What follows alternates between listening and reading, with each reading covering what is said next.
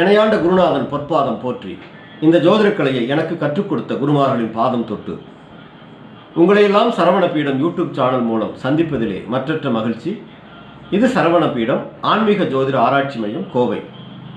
அன்பர்களே, இந்த பதிவிலே ஒருவருக்கு சந்திர திசைக்குண்டான எளிய இறை வழிபாடுகள், எளிய பரிகாரங்களை பற்றி சொல்லவிருக்கின்றேன்.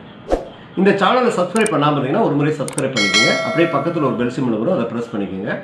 அடுத்தடுத்து எங்கள் பதிவுகள் உங்களுக்கு கிடைப்பதற்கு அது மிக வசதியாக இருக்கும். பிடிச்சிருந்தால் ஒரு லைக் பண்ணுங்கள், ஒரு ஷேர் பண்ணுங்கள், ஒரு கமெண்ட் பண்ணுங்கள்.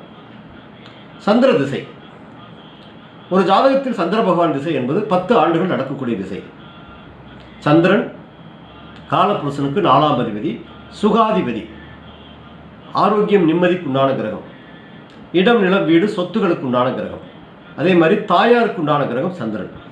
சந்திரன் தாயுடைய காரகத்துவம். சந்திரன் உடல் காரகன், மனோகாரகன், புத்தி காரகன்.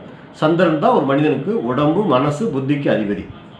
அப்போ சந்திரன் ஜாதகத்தில் பலமாக இருந்தால் தான் நல்ல ஆரோக்கியம், நல்ல நிம்மதி, நல்ல சொத்துகள், வாழ்க்கையில் மனத்தெளிவு, நல்ல புத்தி கூர்மை, இதெல்லாம் இயற்கையிலே அவங்களுக்கு இருக்கும். தாய்க்கு நல்ல பலம், தாய்க்கு நல்ல ஆரோக்கியம், தாய் வழியில் நன்மைகள், இதெல்லாம் சந்திரன் பலமாகும் போது கிடைக்கும். இப்போ சந்திரன் உச்சமாக இருக்காருன்னு வைங்க.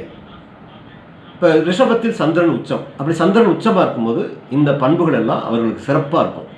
இந்த பலன்கள் அவர்களுக்கு மிக சிறப்பாக இருக்கும் சந்திரன் உச்சம் பெறும்போது. அதே சந்திரன் அவர்களுக்கு நீச்சமாக போகிறாருன்னு வைங்க. இப்போ விருச்சிகத்தில் சந்திரன் ஒருவர் ஜாதகம் இருக்குன்னா விருச்சிகத்தில் சந்திரன் நீச்சமாயிடுறாரு. இப்போ சந்திரன் நீச்சமாகும்போது அந்த ஜாதகத்தில் சந்திரனுடைய பண்புகள் எல்லாம் கெட்டு போயிடும். தாய்க்கு ஆரோக்கிய பிரச்சனை இருக்கும். ஜாதகருக்கு உடல், மனம், புத்தி சார்ந்த பிரச்சனைகள், நிறைய மனக்குழப்பம், டிப்ரெஷன், குழப்பங்கள், நிம்மதி குறைவு, இதெல்லாம் இருக்கும். எப்போவுமே ஒரு விரக்தி இருக்கும். சிலருக்கு மனம் சார்ந்த பிரச்சனைகளை அது ஏற்படுத்துது. அப்போ சந்திரன் ஜாதகத்தில் பலம் இழக்கும்போது, அதே மாதிரி சந்திரன் 6ஆம் அதிபதியாக வரும்போது, இப்போ சந்திரன் ஒரு ஜாதகத்தில் 6ஆம் அதிபதியாக திசை நடத்துகிறாருன்னு வைங்க. சந்திர திசை 6ஆம் அதிபதி. இப்போ கும்பலக்னத்தில் பிறந்தவர்களுக்கு சந்திரன் 6ஆம் அதிபதி.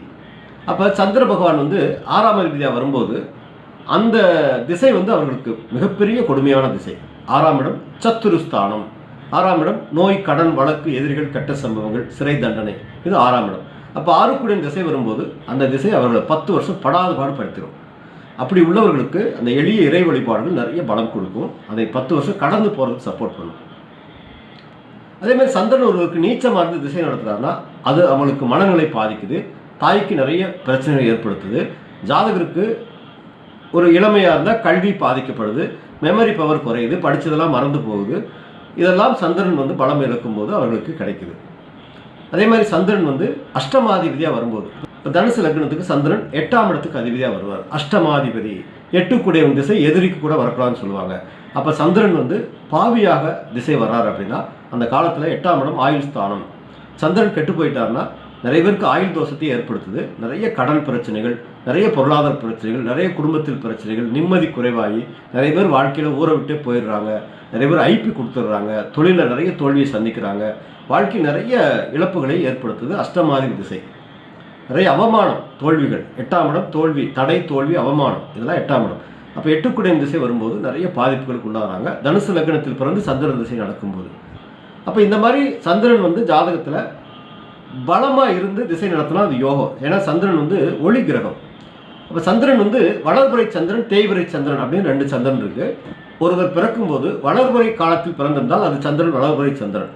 அவர்களுக்கு வளர்புறை சந்திரன் நல்ல பலமாக இருந்தால் நல்ல யோகம், வெற்றி, நல்ல புகழ், அந்தஸ்து கிடைக்கும். அதே இது தேய்பிரையில் பிறந்தவர்களுக்கு சந்திரன் தேய்பிரையாகி போய் இந்த மாதிரி கெடும்போது நிறைய பாதிப்புகள் ஏற்படுது. அவங்க தேய்பிரை சந்திரனில் பிறந்தவங்களுக்கு ஒரு நிலையில்லாத வாழ்க்கை ஏற்படுது. ஒரு குறிப்பிட்ட காலம் நல்ல வளர்ச்சி இருக்கும், ஒரு குறிப்பிட்ட காலம் அப்படியே வீழ்ச்சி இருக்கும். ஏன்னா சந்திரன் வளர்ந்து தேயக்கூடிய கிரகம். 15 நாள் வளர்புரை, 15 நாள் தேய்பிரை என்பது. அதுபோல் ஒரு வாழ்க்கையிலையும் நிறைய ஏற்றத்தாழ்வுகள் இருந்துகிட்டே இருக்கும். இது சந்திரனுடைய தேய்பிரை காலத்தில் பிறந்தவர்களுக்கு. ஸோ இப்படியெல்லாம் சந்திர திசை வாழ்க்கையில் ஒருத்தர் நடக்கும்போது சந்திரன் பலமாக இருந்தால் தான் யோகம், இல்லைன்னா இதெல்லாம் நிறைய அவயோகத்தை அது ஏற்படுத்தும். அதே மாதிரி சந்திர திசை என்பது சந்திரன் மறைவு ஸ்தானங்கள் இருந்தாலும் பிரச்சனை தான். 3, 6, 8, 12 மறைந்திருந்து சந்திர திசை நடக்கும்போதும் சந்திர பலம் குறைவு, மனோபலம், புத்தி பலம் குறைவு, யோகங்கள் குறைவு. இப்போ லக்ன சுபராக இருக்காருன்னு வைங்க சந்திரன். ஒரு ஜாதகத்தில் மீன லக்னத்திற்கு சந்திரன் பூர்வ புண்ணியாதிபதி.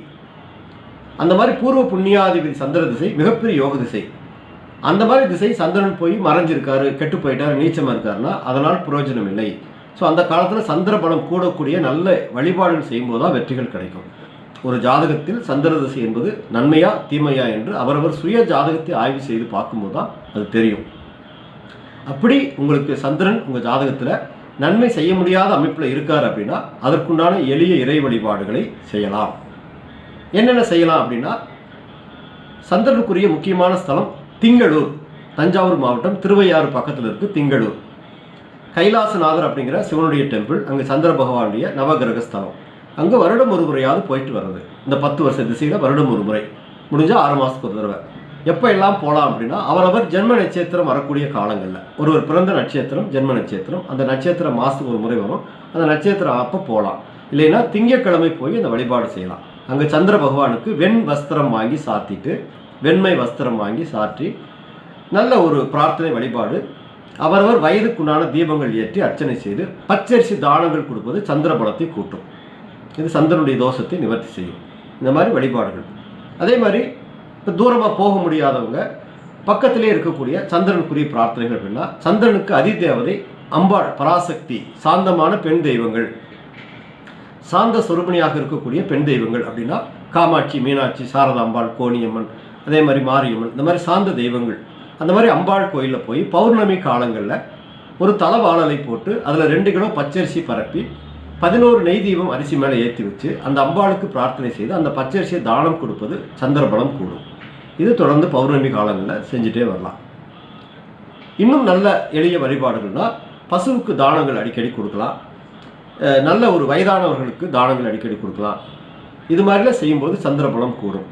அதே மாதிரி சந்திரனுக்குரிய 3ஆம் பிறை வழிபாடு, அதே மாதிரி சந்திரனுக்கு உண்டான வழிபாடுகள் சந்திர காயத்ரி மந்திரங்கள் படிப்பது.